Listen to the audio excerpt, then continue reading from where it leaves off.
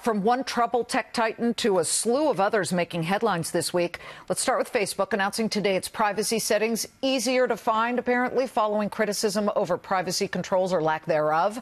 To the Trump administration setting its sights on Amazon. We've got Tesla feeling the burn following Moody's downgrade and the fiery Model S crash investigation intensifying. What's causing the most market havoc? But should you be absorbing it and then doing what with these stocks? We're bringing in one of the most respected tech guys in the industry, Colin Gillis of Chatham Road Partners. Great to see you. Well, Liz, the investment community loves Liz Claman. Listen, thank you. And we're so thrilled to have you back in the spotlight, at least here at Fox Business. Colin, there's so many topics to discuss. I want to whip through these because investors are watching thinking, do I buy, do I sell, do I hold? Correct. Let's start with Facebook. The NASDAQ obviously has been hammered lately, but it's kind of not that bad today. Facebook. Don't catch it.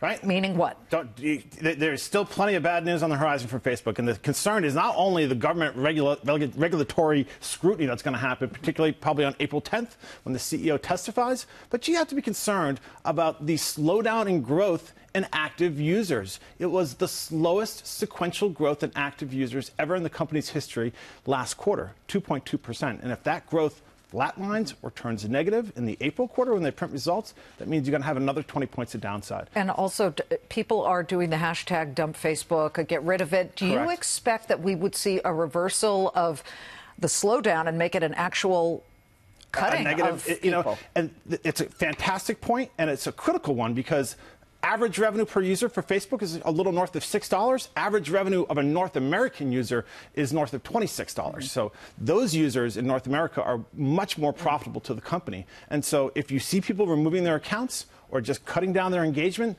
that's a negative impact. Let's see them print the quarter. Let's see where the stock settles out before getting involved. Before we move to Twitter, I do need to ask you, Apple CEO Tim Cook saying in a taped show on MSNBC, oh, regulate us all. Well, what's behind that? Because it was very interesting to see that he said, I'm against all regulation of us, but you know what? We're beyond that time. You know, there is a certain self-responsibility you have to understand. Like, if you don't subscribe and pay a revenue, a subscription fee, you're the product, right? I mean, people should know that Facebook's business model is people are the product. Your data is what they're taking to monetize. Are all these business models of people, and I brought up Venmo earlier, anything that's free, but they use that data? Of course, it's the agreement. It's the quid pro quo back and forth. Okay. Right? To Tesla, I'm sorry, to Twitter. Sure. It's been hammered by Citron, which, of course, is a short seller, saying that's right. It is sort of vulnerable to the risk of this data because now it appears Twitter may or may not be using private messages to glean some data. Right. And it was interesting because Citron was long before they flipped to their being very publicly on the short side. Now, I'm not sure if I necessarily agree with their thesis that you want to short them because of regulatory concern over what they're doing with the data. But in terms of the whole social networking landscape, Twitter is much closer to Snap, in our view, than to Facebook or to Google. Let's whip through Tesla really quickly. Buy, sell, or hold with a couple of problems on its plate. Yeah, right. So Tesla, we just sit on the sideline, we'd watch it, right? The main concern is, can they make these Model 3s much more so than what the crash concerns are. Okay. All right. And quickly, Amazon.